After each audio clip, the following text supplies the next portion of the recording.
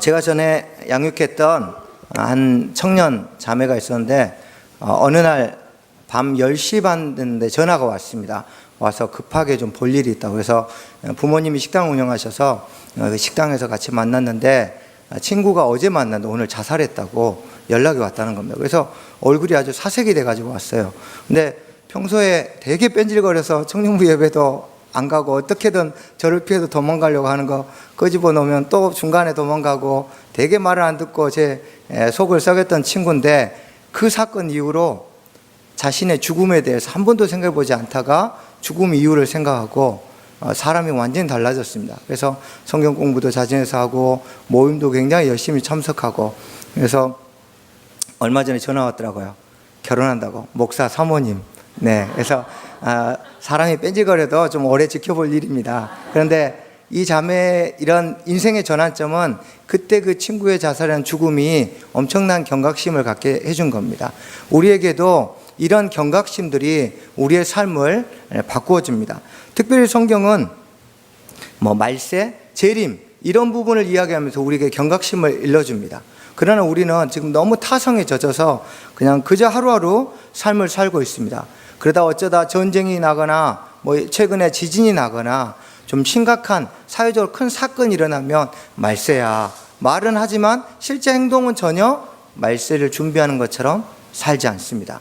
더 이상 그리스도인들에게 재림, 종말, 우리를 각성시키는 단어가 아닙니다. 바울 사도는 로마 교회 성도들에게 11절에서 너희가 이 시기를 알면서도 자느냐? 라고 경고합니다. 그러면서 혹시 잤더라도 시기를 안다면 벌써 깨어나야 되는데 아직도 자고 있느냐? 경고하고 있습니다. 그런데 11절에서 너희가 이 시기를 알거니와 해서 시기는 어떤 시기를 말할까요? 바울 사도는 재림을 언급할 때 항상 밤, 또 깨어나라 이런 것들을 다른 서신서에도 언급했습니다. 그런 것들을 참고할 때 이 자다가 빨리 깨어나라는 건 재림을 의미합니다. 그러므로 여기서 시기는 주의 재림을 가리킵니다. 그런데 우리가 좀 생각해 볼 게, 지금 로마 교회 성도들은 예수님이 승천하신 지 얼마 지나지 않았잖아요. 그런데 바울이 편지를 써서 이제 주님이 곧 오신다. 얼마 설득력 있습니까? 그리고 정말 주님이 금방이라도 오실 것처럼 느껴집니다. 그런데도 불구하고 자고 있습니다. 근데 우리는 어떨까요? 우리는 훨씬 더 핑계거리가 많습니다. 아니, 온다고 했는데 2000년 동안 안 오셨잖아요. 그럼 앞으로 2000년 또 향후 안 오실 수도 있잖아요. 우리는 얼마든지 더 나태하고 핑계댈 수 있습니다. 그러면 이게 단순히 지금 주님의 오시는 기간이 늦어졌기 때문에 우리가 경각심이 없는 걸까요? 이 시계라는 단어에 대한 오해가 있기 때문입니다. 오늘 이 11절에 나오는 시기라는 단어는 카이론이라는 단어인데, 우리 많이 들었죠? 카이로스. 이 카이로스의 단수격인데요. 이게 보통은 시점, 시간, 내일 언제 12시에 만납시다 이런 식으로 시점을 이야기할 때 사용합니다. 그런데 이게 고전 헬라어 문헌이나 특별히 오늘 본문 같은 경우는 중대한 상황에서 사람이 결정해야 될 상황, 그러니까 어떤 우리 이렇게 자녀의 진로를 앞두고 또는 취업을 앞두고 또 우리 회사 이직한 중요한 순간에 그 부분을 준비하면서 결정해야 될 이런 상황을 지칭할 때도 이런 단어를 사용합니다. 그런데 우리는 대부분 이 시기를 어떻게 이해합니까? 하나의 시점, 시간으로 이해합니다. 그러다 보니까 주님이 오실 것 같은 시점이 됐는데 안 오시면 나태하게 되는 거죠. 근데 이것은 시점이 아니라 상황으로 이해하면 주님이 2000년 후에 오시든 5000년 후에 오시든 그건 중요하지 않습니다. 지금 내게 주어진 이 상황을 주님을 준비하는 기간으로 집중하며 활용할 수 있는 거죠. 그래서 이 카이론이라는 단어에는 긍정적인 면과 부정적인 면 두 가지가 포함됐는데, 긍정적인 면은 기회, 부정적인 면은 위험입니다. 그러니까 이거를 하나의 시간 시점으로 이해하면 이건 나태하게 돼서 이건 아주 위험한 상황에 처해합니다. 그러나 이것을 어떤 중요한 결정, 나를 성도답게 만드는 기회구나라고 생각하면 이건 얼마든지 주님을 만나기 위해서 준비할 기회로 삼을 수 있는 겁니다. 제 친구 중 한 명이 이 시기를 시점으로 이해했습니다. 그래서 결정한 게 예전에 다미성교회 이장님씨 거기로 갔어요. 제가 그렇게 가지 말라고 했는데 이틀 전까지도 돌이키지 않아서 이틀 후에 한번 보자 그랬는데 이틀 후에 살아서 돌아왔더라고요. 예, 그래서 다시 제가 권유했는데 결국은 세상으로 떠나가 버렸습니다. 우리 이렇게 시기를 잘못 이해하면 굉장히 위험한 상황을 초래할 수 있습니다. 자, 그러면 우리가 지금 직장도 다니고 가정에서 아이도 돌보고 또 교회 와서 예배도 드리고 우리의 삶에 많은 순간순간의 상황들이 있죠. 그때 우리가 이걸 단순히 주님이 오는 시기만 기다리고 있으면 위험한 상황을 초래할 수 있지만 내게 주어진 설거지를 하든 회사에서 업무를 하든 그 상황들을 주님을 기다리며 성도답게 살아가는 그 준비하는 상황으로 이해하면 이것은 우리에게 기회가 될 수 있는 겁니다. 우리가 영적으로 깨어서 이런 주어진 상황들을 성도다워지는 기회로 삼아하는 이유가 무엇입니까? 구원의 완성될 시점이 점점 다가오기 있기 때문입니다. 우리의 구원은 언제 완성됩니까? 이미 우리가 구원을 받았지만 주님이 다시 오실 때 이 구원이 확정되고 완성됩니다. 지금은 바울은 밤이 아니라 낮이라고 이야기합니다. 우리의 구원을 완성시켜줄 주님이 지금 가까이 오고 계시니까 준비하고 기다리면 준비해야 될 상황이라고 이야기합니다. 그런데도 왜 깨어날 생각을 하지 않을까요? 저하고 아주 친하게 지내는 한 자매가 얼마 전에 꿈을 꾸었는데 꿈에서 천사가 오카야 이제 깨어나라. 오카는 제 아내입니다. 제일 친하게 지내는 사람이니까 제 아내죠. 오카야 깨어나라. 주님이 오실 때가 얼마 남지 않았다. 그렇게 천사가 꿈에 나타나 얘기를 했어요. 그럼 벌써 사람이 뒤집어져야 됩니다. 그런데 그러고 나서 시간이 한 2, 3주 지났는데 이번 주에 저한테 그렇게 이야기합니다. 천사가 나타나서 꿈에 그렇게 이야기하는데도 나는 여전히 영적으로 잠을 자고 있는 시간이 더 많다고. 자, 우리가 말씀도 듣고 성경도 공부하고 심지어 천사가 이야기하는데도 불구하고 왜 이렇게 재림이나 종말에 대한 경각심이 우리 안에 일어나지 않고 그런 말을 들어도 우리가 깨어나지 못할까요? 바울은 어둠의 일을 벗지 못했기 때문이라고 이야기합니다. 머리로는 낮이 가까웠음을 압니다. 설교 들으면 결심하죠. 성경 공부하면 그래 얼마 남지 않았어 이야기하지만 머리로 알기 때문에 삶의 변화로 이어지지 못합니다. 그러면 머리와 가슴으로 내려오지 못한 사이에 무엇이 있습니까? 바로 여전히 밤에 하고 있는 어둠의 행동들이 우리를 가로막고 방해하기 때문입니다. 전깃불이 없었던 고대에 밤은 죄를 짓는 시간, 또 옳지 않는 일을 할 때라는 인식이 있었습니다. 그래서 영적으로 자는 사람들은 지금 여전히 밤이라고 생각하기 때문에 아직 주님이 오실 때가 멀었다고 생각하니까 죄를 짓는 겁니다. 그런데 바울 사도는 왜 어둠을 중단하라고 하지 않고 어둠을 벗으라고 했을까요? 이거는 굉장히 중요한데요. 우리가 그러면 벗어야 할 어둠의 일에 대해서 살펴보기 전에 왜 바울이 옷을 입고 벗는 형태를 사용해서 이야기했는지 그 표현한 배경을 한번 알아보겠습니다. 하나님께서 아담을 창조하실 때 옷을 만들어 주셨습니까? 네, 옷을 만들어 주지 않으셨습니다. 네, 아담과 그의 아내 두 사람이 벌거벗었으나 부끄러워하지 아니라 주님은 옷을 만들어주지 않으셨습니다. 첫 세상은 옷이 필요 없는 세상이었습니다. 그런데 창세기 3장 5절에 너희가 그것을 먹는 날에는 너희 눈이 밝아져 하나님과 같이 되어 선악을 알 줄 하나님이 아심이라. 하나님과 같이 되려고 하는 악한 마음의 동기를 가지고 선악을 알게 하는 나무 열매를 먹자. 어떤 현상이 나타났습니까? 부끄러움, 수치가 나타났습니다. 그래서 아담이 무화과 잎으로 치마를 만들었습니다. 그래서 이 치마를 입고 자신의 부끄러움을 가리고자 했습니다. 그런데 아담의 치마가 있음에도 불구하고 주님이 다시 옷을 입혀주셨습니다. 여호와 하나님이 아담과 그의 아내를 위하여 가죽옷을 지어 입히시니라. 아니, 무화과 나무 잎으로 만든 치마는 너무 잘 찢어져서 그럴까요?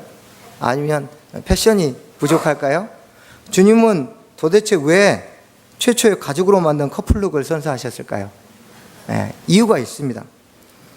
아담이 만든 무화과 나무 잎으로는 육체의 부끄러움은 가릴 수 있지만 죄의 수치는 가릴 수 없기 때문입니다. 죄의 수치는 반드시 하나님께서 짐승의 피를 흘려서 만드신 가죽옷으로만 덮을 수 있습니다. 그래서 유대인들은 이 옷을 표현할 때 우리는 입는다고 표현하는데 유대인들은 덮는다고 표현합니다. 예를 들면 유대인들이 겉옷을 표현하는 단어가 캐스트, 또 심나, 메일, 아데레트 이런 몇 가지 명칭들이 있는데 이런 명칭들의 공통된 특징은 덮다라는 의미를 가지고 있습니다. 그래서 우리는 옷을 입는다고 표현하지만 유대인들은 옷을 덮는다고 표현합니다. 그래서 이 덮는 걸 통해서 성경은 구약 성경 내내 지속적으로 이 구원의 옷을 입고 여러 가지 옷을 입는 표현을 통해서 죄를 덮는 것에 대해서 이야기하고 있습니다. 하나 더 살펴보면 창세기 6장 14절에 홍수 전에 노아에게 하나님이 노아야 방주를 만들어라 하고 잣나무로 방주를 만들 것을 이야기합니다. 근데 이 잣나무가 어떤 나무인지 아직도 구체적으로 모릅니다. 그러나 이 잣나무를 뜻하는 고페르, 이건 덮다라는 의미입니다. 이 잣나무로 방주를 만들고 나서 안과 밖을, 안팎을 역청으로 발랐습니다. 역청도 고페르입니다. 그래서 이 방주는 다 덮는 재료로 만들어졌습니다. 우리가 잘 알다시피 이 방주는 예수 그리스도의 구원을 상징합니다. 방주가 아무리 과학적으로 잘 지어졌어도 아무리 튼튼히 지어졌어도 그것 때문에 또는 그 안에 탄 노아와 가족들이 아무리 의롭게 살아도 그것이 이들을 홍수로부터 구원한 것이 아닙니다. 바로 주님이 은혜로 덮으셨기 때문에 이 방주 안에 들어가 구원을 받을 수 있었습니다. 그래서 히브리어 단어로 속죄라는 단어가 카파르입니다.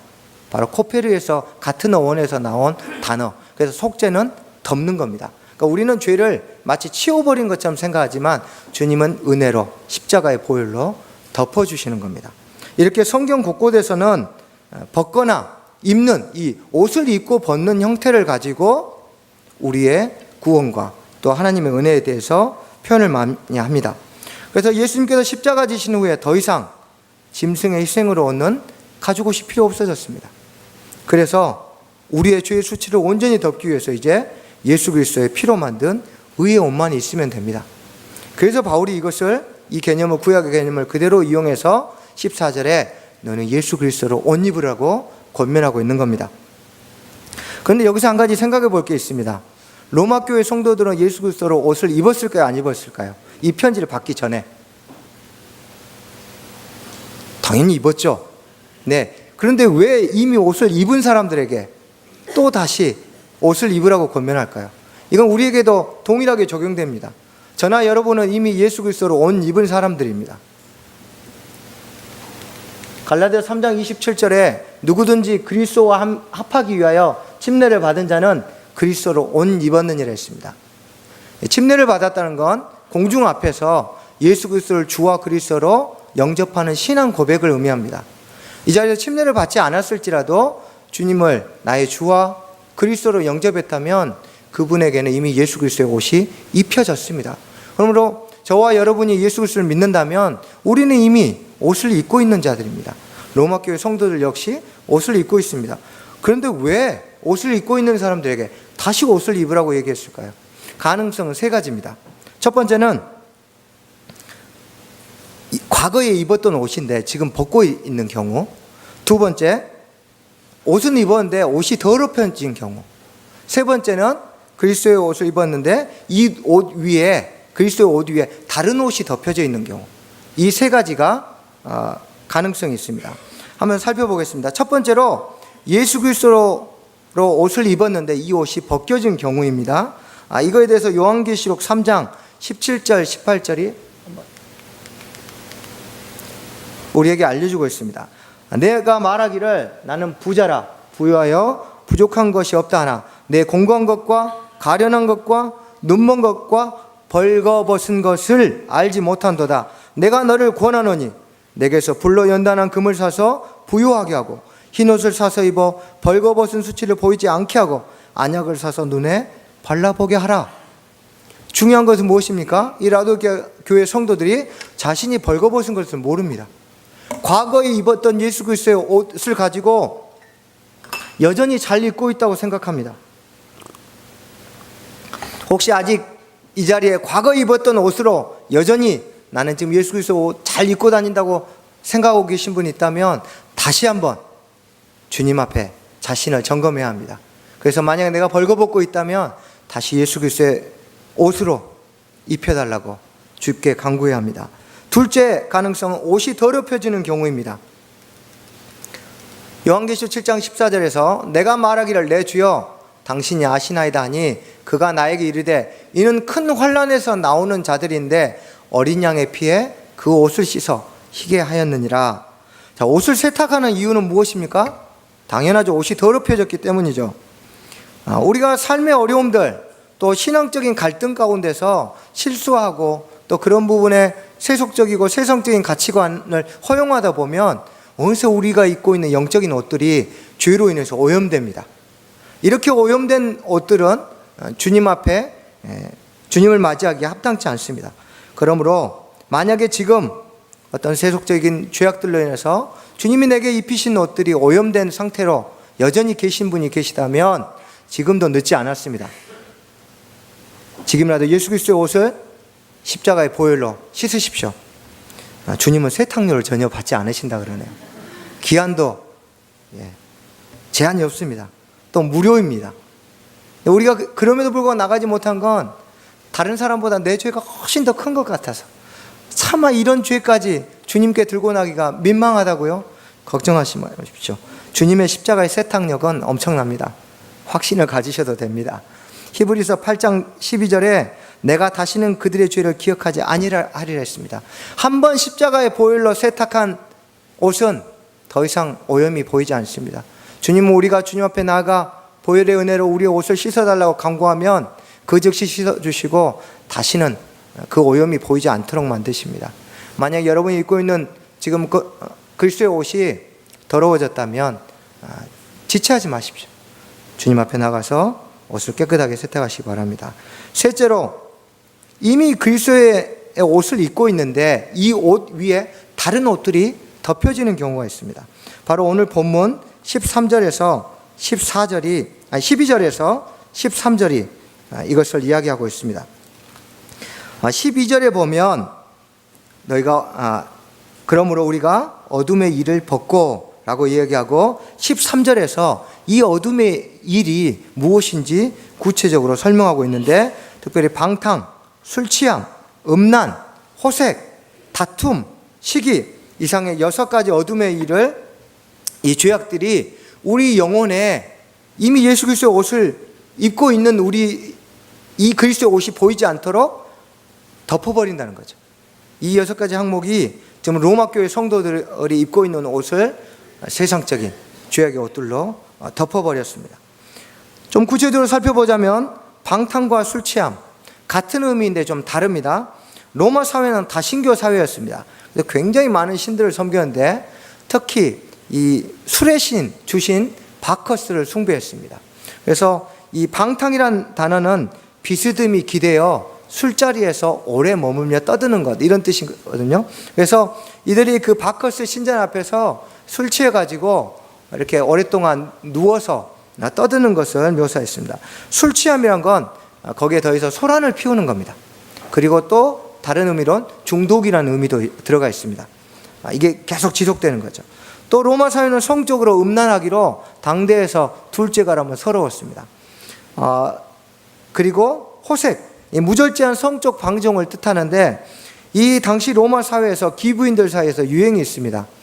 누가 더 정부를 많이 두느냐.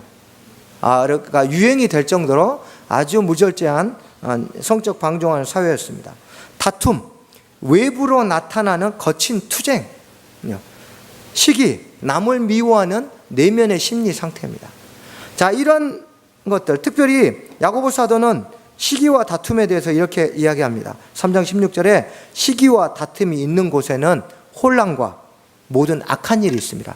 그러니까 우리가 보기엔 작은 시기심이고 작은 다툼인데 이것들이 계속적으로 우리 삶에 들어오면 그것 때문에 삶이 혼란스러워지고 또 악의 시작점이 되는 겁니다. 자, 그러면 바울은 로마서에서 굉장히 다양한 죄악들에 대해서 묘사하고 있는데 왜 굳이 여기에선 6가지 항목만 이야기하고 있을까요?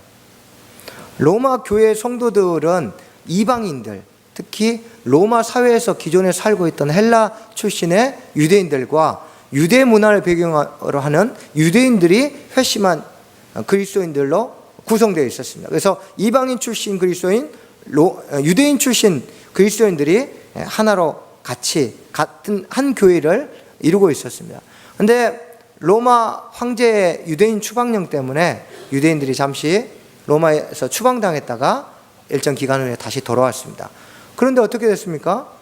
교회의 주요한 직책들이나 이런 운영하는 모든 것들을 다 이방인 출신 그리스도인들이 장악하고 있었습니다. 자, 이런 지금 상황에서 이 6가지가 이해되는 겁니다. 바울은 지금 이방인 출신 그리스도인들은 어떤 유혹을 쉽게 받을까요? 로마 사회에 있었던 방탕함, 술 취함, 음란함, 호색들, 이런 것들은 특별히 이방인 출신 유대인들이 옛 생활을 그리워하고 옛 유혹을 받을 때 이 부분에 대해서 많이 취약합니다. 그런데 유대인 출신 그리스도인들은 자기들이 떠나왔더니 자기들이 주축이 됐던 교회가 완전히 이방인 출신들에 의해서 장악되고 있으면 무엇이 일어나겠습니까? 마음의 시기가 일어나죠. 그것 때문에 다툼을 벌이죠. 주도권 쟁탈하고.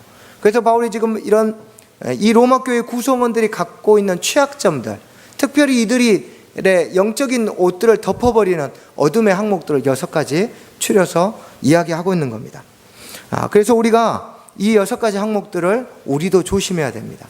근데 사실 더 중요한 것은 이 6가지 항목을 통해서 우리가 배워야 될 게 2가지가 있는데, 하나는 이 6가지 항목을 계속 하는 게 왜 나쁘냐, 이게 결국은 어둠으로 깊이 들어가는 연결 통로를 하기 때문에 이것을 빨리 끊어내야 합니다. 2번째로 우리가 생각할 부분은, 어떤 사람은 술의 유혹에 쉽게 넘어갑니다. 또 어떤 사람은 도박의 유혹에는 쉽게 넘어가지만 또 술에는 유혹을 덜 받습니다. 각자가 다 유혹받는 게 다릅니다. 그러므로 우리 자신만의 6가지 항목을 한번 정리해 봐야 합니다.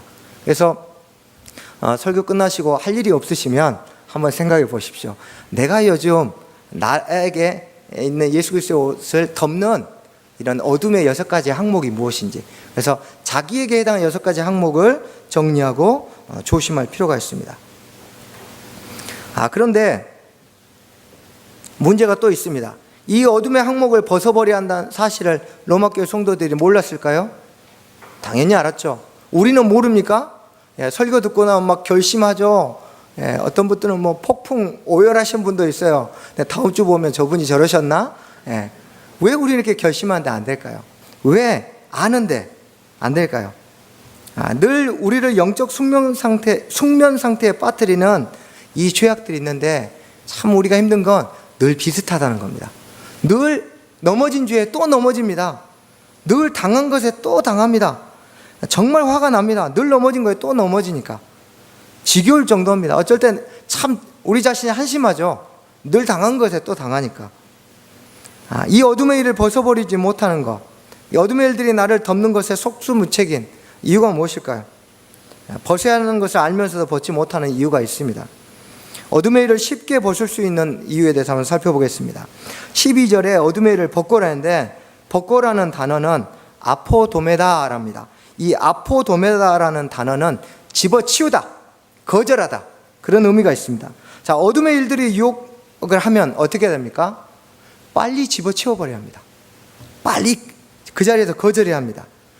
그런데 우리가 거절하면 죄의 유혹이 네 알겠습니다 하고 물러갑니까? 아니죠. 우리의 약한 감정들, 생각들, 또 우리의 연약한 부분에 집요하게 공격하고 예기치 않는 상황에서 우는 사자처럼 우리를 삼키려고 갖가지 부비 출입들을 설치하며 더 집요하게 공격합니다. 그래서 집어치우고 거절할 때 해야 될 일들이 있습니다. 어디서 거절하느냐, 무엇 때문에 거절하느냐가 중요합니다. 먼저 어디서 거절하느냐는, 바울이 12절에서 어둠의 일을 벗고 했는데 그 다음에 무엇이라고 얘기했습니까? 갑자기 빛이 나옵니다. 빛의 갑옷을 입자. 이 어둠을 거절할 때 어둠 속에서 거절하면 거절이 됩니까? 뭐 이런 거죠. 술의 유혹을 이기려고 하면서 술집까지 기어이 가셔서 술을 참아야지. 도박의 유혹을 이기려면서 경마장 가셔서 참으려고 하는 그런 어리석음이 어디 있습니까? 성적 유혹에 약한 사람이 음란 사이트 들어가서 막 허벅지 쥐어짜면 됩니까? 예. 어둠의 일을 벗으려면 거기서 벗어나야죠. 근데 우리는 여전히 거절합니다. 안 돼. 이 죄 지으면 안 돼. 결심을 하는데 어둠에서 거절합니다. 그래서 우리의 거절이 영향력이 없는 겁니다. 그러므로 우리가 빨리 빛으로 나와야 합니다. 빨리 거기서 어둠에서 벗어나야 됩니다. 그런데 바울이 이것을 벗어나기 위해서 표현한 게 있습니다. 빛의 갑옷이라 했습니다. 빛의 옷도 아니고 빛의 갑옷이라 표현한 이유가 있습니다. 벌써 갑옷 하면 어떤 게 연상됩니까? 전투, 싸움. 그러니까 이것은 의지력이 필요하고 영적 전투인 거죠.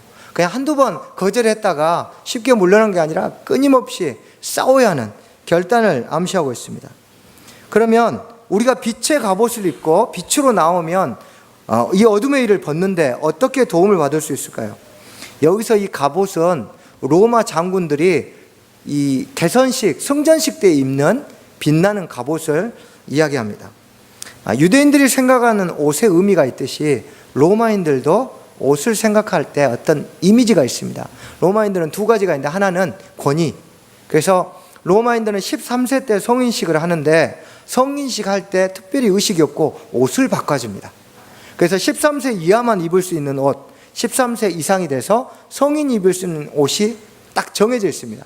그래서 옷을 바꿔줌으로 인해서 성인으로서의 권위를 부여합니다. 그래서 옷은 로마인들의 권위를 갖고 있습니다. 그런데 또 하나, 이게 지금 일반 옷이 아니라 갑옷입니다. 로마인들에게 갑옷은 성전 때 입는 빛나는 이 갑옷은 영회, 영광을 상징합니다. 그래서 바울 사도가 지금 일부러 빛나는 갑옷을 입으라고 이야기한 것은 바로 영회, 누구의 영회입니까? 예수 그리스도의 영회, 예수 그리스도의 영광을 때문에 거절하는 겁니다. 어둠에서 나와서 빛 안에서 거절하는 것, 어디서 거절한지가 중요하다면 무엇 때문에? 우리 자신 때문에? 아니요, 예수 그리스도의 영광 때문에 거절하라는 겁니다. 그래야 우리가 그 거절을 더 강력하게 할 수 있다는 겁니다. 저희 집 모니터 위에는 이런 글귀가 적혀 있습니다. 지금 내가 보고 있는 것이 하나님께 영광이 되고 있는가? 볼 때마다 섬뜩합니다. 찌릿찌릿하죠. 특별히 중고등학생, 초등부터 있는 부모님들은 오늘 모니터에다 빨간 글씨로 아주 크게 인쇄해서 하나 붙여 놓으십시오. 왜 이런 것들을 합니까? 우리가 보고 읽고 듣고 먹고 자고 행동하는 모든 행동에 주님의 영광이 가리지 않도록 하나님의 영예를 위해서 그런 것들을 때론 거절하고 또 순종하기 위해서 하는 겁니다. 저희 유아 유치부에서 있었던 일인데 이제 전사님이 설교를 합니다. 모든 사람들은 다 죄인이야. 그래서 다 죄를 지어. 그랬더니 한 친구가 손을 들고 그러면 예수님도 죄를 지어요? 아니, 예수님은 하나님이셔. 하나님이신데 어떻게 죄를 지어? 그러니까 하나님도 사람 아니에요? 그러니까 뒤에서 한 친구가 손을 들더니 야, 하나님은 스스로 계신 분이야. 우리 유치부 이렇게 수준 높습니다. 그런데 그 이야기를 듣고 다른 사람은 흘려들었지만 저는 마음이 뿌듯했습니다. 왜냐하면 그 대화 안에 제 딸이 있었기 때문입니다. 자, 이렇게 자녀가 뭔가를 잘하면 부모가 뿌듯하죠. 그래서 누가복음에 보면 지혜는 자기의 모든 자녀로 인하여 옳담을 얻느니라고 이야기하고 있습니다. 아무리 내가 좋은 사람이라도 우리 자식들이 나가서 엉뚱하게 행동하면 우리가 나쁜 사람이 되는 거 아닙니까? 그것처럼 사람들은 우리의 행동을 보고 하나님 아버지를 보는 거죠. 우리의 모습을 보고 하나님 나라가 어떤 가치관을 가지고 살아간 나라인지를 가늠하는 겁니다. 그러므로 우리가 어둠의 일을 벗고 우리가 악한 세속적인 가치관들을 거절해야 하는 이유는 그것을 통해서 사람들이 우리 하나님의 영광을 보기 때문입니다. 우리 아버지의 영광 때문에 거절할 수 있는 힘이 우리에게 주어지는 겁니다. 자, 이 모든 일들이 어떤 거라고 정의했습니다. 바울은 14절에 육신의 일이라고 정의했습니다. 그러면서 어떤 형제가 제게 이렇게 물어봤습니다. 목사님, 술 마시면 죄입니까? 술 많이 마시면 구원을 이룰 수 있습니까? 그래서 제가 다시 질문했습니다. 그러면 형제님은 술을 덜 마신 날은 좀 더 거룩해지십니까? 술 많이 마신 날은 굉장히 큰 죄인으로 여겨지십니까? 술이나 의식이나 문화나 어떤 제도가 우리를 거룩하게 하지도 덜 거룩하게 하지도 않는 겁니다. 우리는 이미 예수 그리스도로 거룩해졌습니다. 그래서 이 거룩이 손상받지 않기 위해서, 이 거룩을 주신 하나님의 그 영광과 마음을 아프지 않게 하기 위해서 우리가 이것들을 절제하고 어둠의 일들을 벗어야 되지 않겠습니까? 우리가 이것들을 계속 지속한다면 생각해 봐야 합니다. 내가 과연 하나님과 원수가 되려고 하는 건지, 하나님과 친구가 되려고 하는 건지. 야고보 사도는 4장 4절에서 가늠한 여인들에게 세상과 벗된 것이 하나님과 원수됨을 알지 못하느냐 얘기했습니다. 우리가 어둠의 일들을 포기하지 않으면 그것은 세상과 벗된 것이고 그것은 곧 하나님과 원수되는 것입니다. 어찌 예수 그리스도의 옷을 입은 자가 하나님과 원수되어 살 수 있습니까? 그런데 이런 어둠의 일들, 이것이 곧 육신의 일인데 이런 육신의 일들을 도모하지 말라고 14절에 이야기합니다. 왜 육신의 일을 도모하는 게 위험합니까? 생각해 보십시오. 지금 13절에 낮에와 같이 단정히 행하고 했습니다. 만약에 제가 지금 이렇게 환하게 설교할 시간인데 잠옷 입고 막 이렇게 하고 오면 여러분이 저를 반기겠습니까? 단정히 넥타이도 메고 정장 입고 딱 와야 낮에 지금 설교할 시간에 맞는 행동이죠. 여기서 단정이라는 뜻은 예절 있게 합당한 생활 방식, 그런 의미입니다. 그리고 행하다는 살아가다라는 겁니다. 그러니까 우리가 성도답게 성도의 생활 양식에 맞게 살아가라고 이야기합니다. 근데 이것을 방해하는 게 무엇입니까? 바로 육신의 일을 도모하는 겁니다. 근데 이 육신의 일의 동기가 무엇입니까? 바로 14절에 정욕을 위하여입니다. 이 정욕이라는 녀석이 아주 무서운 녀석입니다.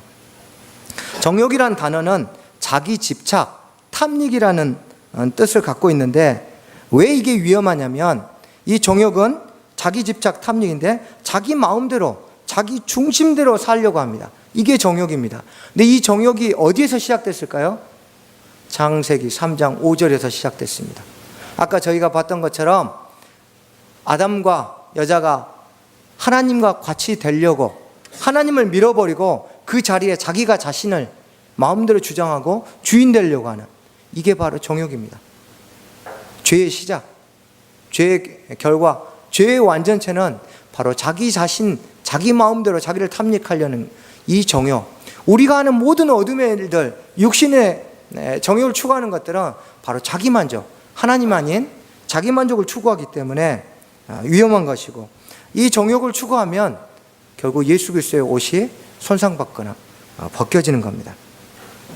여기 계신 분들은 대부분 예수 그리스도로 옷 입은 분들일 겁니다. 그러나 지금 입고 있는 옷을 점검하고 있습니까? 점검 결과 벌거벗겨지거나 더럽혀지거나 다른 옷에 의해 덮여지고 있는데 방치해두고 계시지 않습니까? 요한계시록 16장 15절에 보라 내가 도둑같이 오리니 누구든지 깨어 자기 옷을 지켜 벌거벗고 다니지 아니하며 자기의 부끄러움을 보이지 아니한 자는 복이 있도다 했습니다. 주님이 오실 때를 이야기하고 있습니다. 우리가 지금 이렇게 나태하게 지금 우리 자신을 위해서 탐닉하며 살 때가 아닙니다. 주님이 우리에게 입혀주신 예수 그리스도의 옷이 벗겨지지 않았는지, 오염되지 않았는지, 다른 세상적인 죄악의 가치관으로 덮여지지 않았는지 날마다 점검하면서 매일 주님이 주시는 그 십자가의 보혈로 세탁된 그 새 옷, 예수 그리스도의 옷을 날마다 입어야 합니다. 그리고 우리에게 주어진 이 종말의 시간을 주님을 위해 성도답게 살아가는 기회로 만들어야 합니다. 그럴 때 주님 올 때 부끄러움, 수치당하지 않고 주님의 칭찬을 받으며 살아갈 수 있습니다. 이런 저와 여러분이 되기를 소망하고 축복합니다. 같이 기도하겠습니다.